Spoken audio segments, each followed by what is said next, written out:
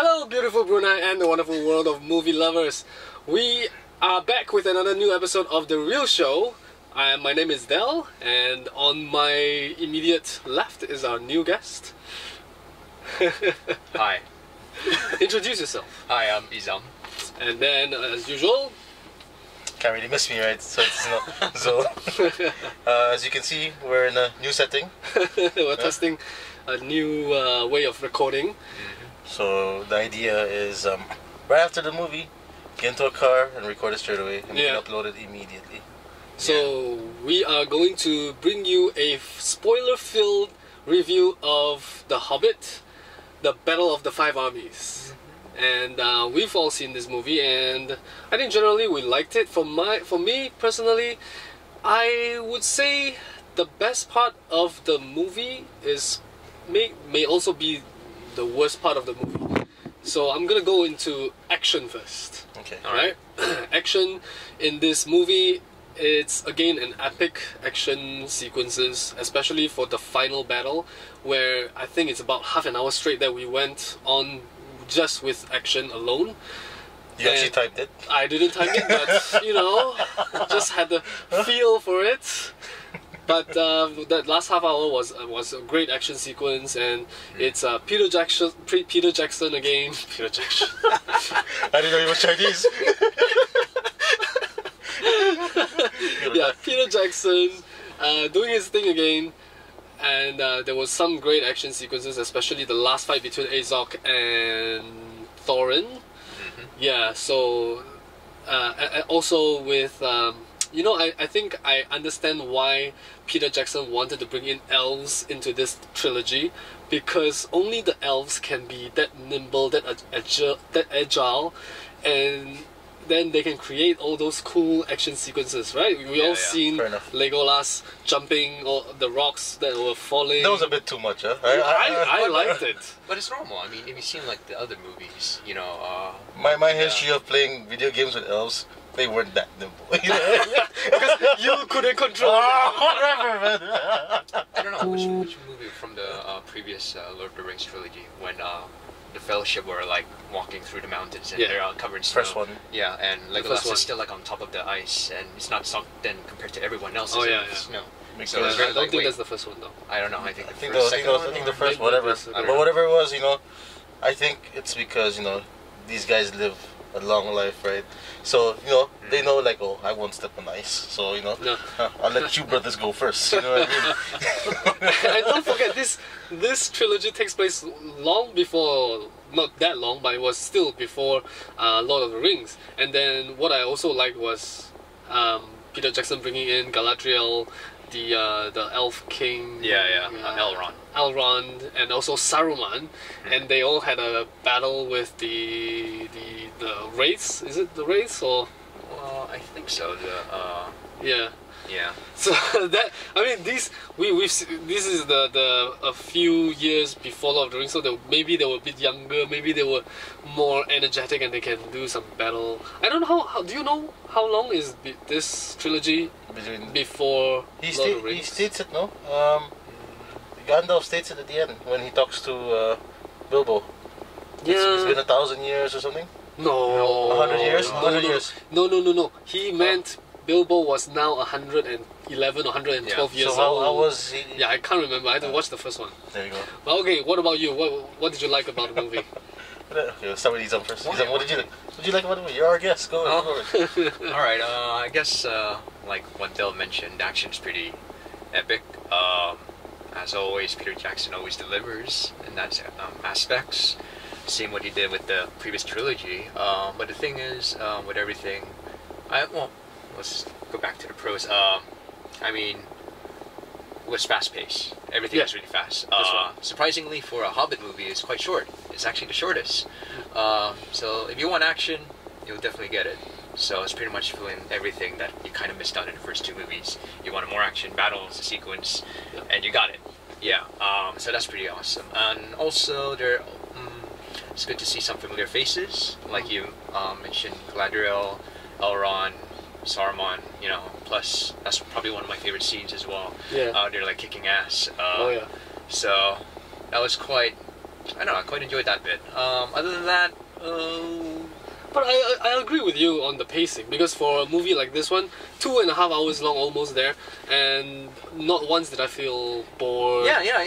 Yeah, It didn't feel like dragged on. Like, Yeah. you know, they had to fill in some bits like more story, like which I don't mind. But I guess at the end of the day, I mean, the title speaks for itself. The Battle of the Five Armies. So that was the main focus. So that's quite decent and not too bad overall. But when it comes to the bad things, can I talk about that? No. Well, let's go first on what he likes about the movie. No, I mean, just touching back to what you guys are saying, the action part. I'm an action man, you know. Love all the action. Man zone. You know. They should make You know, an action I figure. saw with every swing of their clubs. Yeah. You know, I was going woo, woo. You know, feeling every pain delivered to the orcs. Right. But you know, by the dwarves. Story-wise, you know, like I said, like I told these guys, coming into the movie, I didn't watch number 1, number 2, so you know. And I also came in late to the. Yeah, just after when Smaug died. Yeah. Well, but, no, I called it. I said he's gonna come in when Smaug is slain. Yeah. It was my brother's birthday. You know what I mean? I had to celebrate a birthday. Alright, we'll get into it. It's only fitting because he has never seen Smaug on the big screen before. I have. No, you haven't. You didn't watch the second one on the big screen. Yeah. Trailers. We covered the Trailers. Yo, come on, man. But you know, sort of got the gist of it, the whole movie itself. But action-wise, like you said, the ball never dropped. Yeah. Yeah. So no, they really paced it really well. It was nice seeing Agent Smith on the screen. Yeah. Even for 5 minutes. Yeah. Yeah. Okay, Izam, what do you want to talk about the negatives? Negatives. There's quite a few actually. One thing is, I was talking to these guys earlier on, is the battles.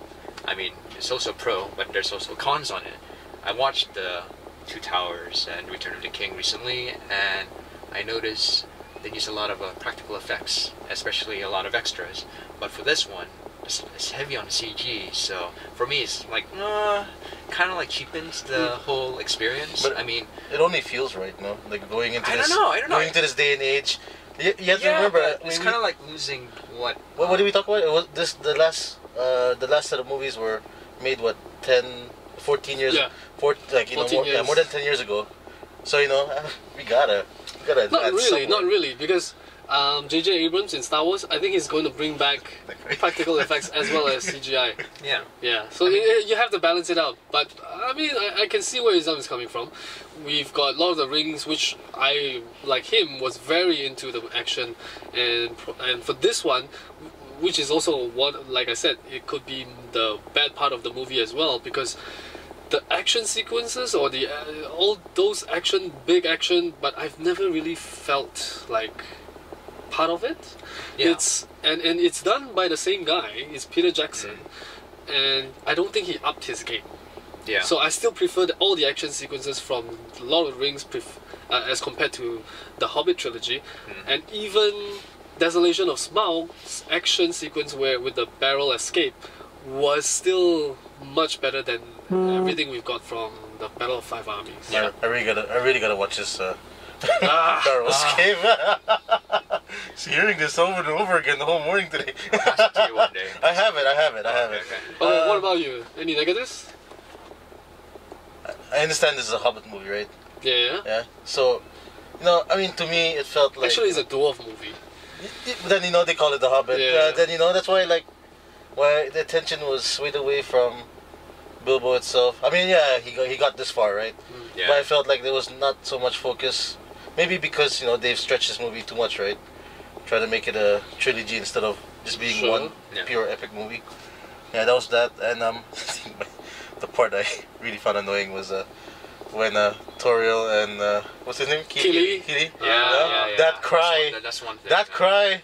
I swear, I felt like I was in that scene for 3 minutes. Yeah. I was like, okay. And Let go, man! God, let it go. it was Bolt, right? Who killed Yeah. That's the name. And Bolt just stabbed him and then let him cry and let Tariel cry and just hold his pose and let know. He felt so long. it felt really long. They can do without it. I mean, the love interest bit in the story was, I don't know, it felt really bland, and it's just like there. Like, yeah, you want a bit of love story in this movie, you have it. Agreed, because I could have done without the whole love interest thing. Yeah. And Peter Jackson wrote Tariel in just for that part. Yeah. Because she never existed in the mythology. Yeah. Other than that, I mean, back to positives. I think. No. Go ahead. No. It's what I like. Well, besides the bad things, the good thing is I think Martin Freeman and Richard Armitage. Yeah. I think the chemistry on this one for the relationship is really, really like spot on. Yes. I mean, really showed the emotional side. Bilbo. I mean, compared to the first two movies, like more comical, and then you can see like, I don't know. I think it really gets to him on what's happening. You know, the whole, what do you call it? The whole weight on the climactic end bit. Especially seeing Thorin losing himself. That was good though. Yeah, that was. I mean, that was. I get that. I mean, I feel like that. So they got that bit spot on. So I was quite happy. But I didn't like how Thorin got back his sanity. Oh yeah, it was just it was so simple, right? It was like a revelation. Here. Swallowed by the golden floor, and then he woke up, and that's it. Take my crown. So easy. Buddy, I'm sorry.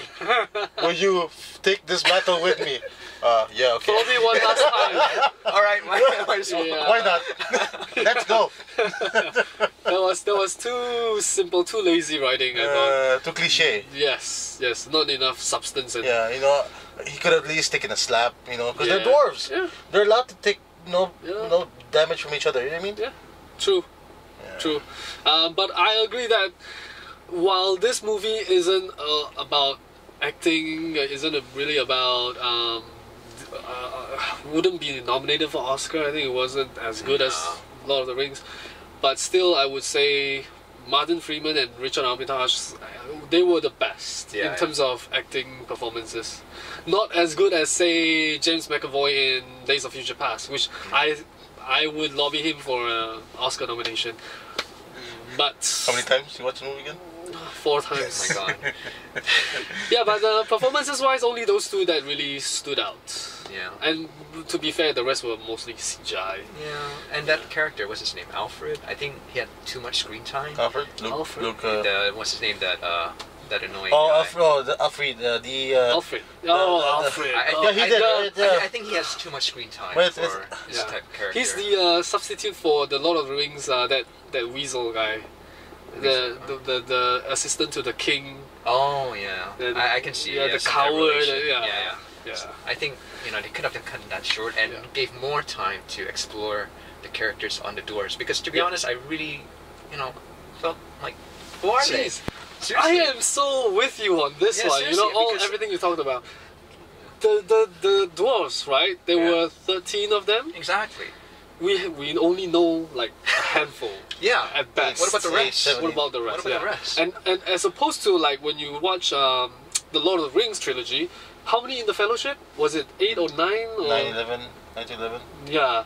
1, 2, and you know most of them. Like 4 hobbits. 4 plus 4. 1 dwarf, 2 humans, 1 elf. I think it's about 8 or 9. And the wizard? Gandalf. Yeah. 9. So that's quite a bit. Right. Yeah. 9. We all know all the 9 characters very well.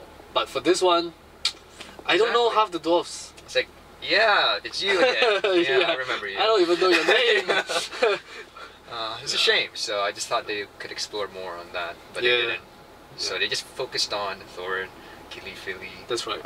Who's the other guy? We only know Philly because it rhymes with Kili. Right? We don't Philly, my Kili, Kili, my Philly. So I don't know. Maybe like next year when they release the extended version. Right. Hopefully they will. Yeah, maybe there'll be more. We'll see. As well as Stephen Fry. He got killed right in the... Zol didn't even see it. He wasn't around. I know. Okay, before we end, I just want to throw this out to you guys. Do you think we will ever visit Middle-earth again in Peter Jackson's world that he created? You can if you go to New Zealand. Oh, okay. Any enough. Spin-offs or anything? Because, okay, for me, what I saw was... Tariel and Kili and Legolas, that love triangle, Love I don't think so, triangle. there is a I think Legolas is unrequited love. That's what it was. But in that love triangle, let's call it love triangle. If Tauriel had died instead of Kili, that would send Legolas off into a hatred. Yeah. And then we would see that hatred in Lord of the Rings because he didn't like dwarves at all. If Tauriel had died, then that would explain his character in Lord of the Rings. Right? Yeah, that But could work. so Peter Jackson went with saving Tauriel. And Tauriel is a character that never existed in the mythology. So in fact she could actually go off and do a spin-off. If they choose to. Yeah. Right? Because we don't know who this character is. We don't know what happened to her after this. Because she never existed in Lord of the Rings. So, in fact, they can do a spin-off. Let's hope they make a Legolas. Legolas spin-off? Yeah. Sure. I'll Yeah, watch that. they could. And because Legolas's father, what's his name? He asked Legolas to go and look for Aragorn.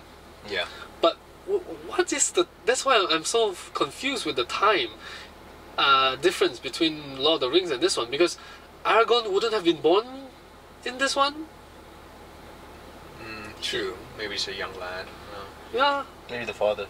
The father, but then Gandalf already know Aragorn existed. Not Gandalf. Legolas's father. Yeah. So Well, that was a bit weird for me. Let's just wait for, news to drop. That there's gonna be a spin-off. Yeah, Legolas, he did after all come from the kingdom of heaven. Oh no. But it was good. Come on. Okay. All right. Looking forward to it. You know what I mean? Okay. Anything else to add before we end this? Let's go into scores. No, he's on first. He's on I'll give it a solid 7. 7. Solid 7. Yeah. I'll give it an 8. Yeah, you gave it an 8, right? And I'm going with a 7.5. 7.5. Okay. Well, that's it from us for this episode of The Real Show. Hey. Hope you like it. Leave your comments below and Hope you like the cabin. yeah. I like it. You can follow us on Facebook, The Real Show, Instagram, The Real Show, or email us at askthereelist@gmail.com. That's it from us for this episode. Thanks very much for watching. See you next time. All right. See ya. Take care.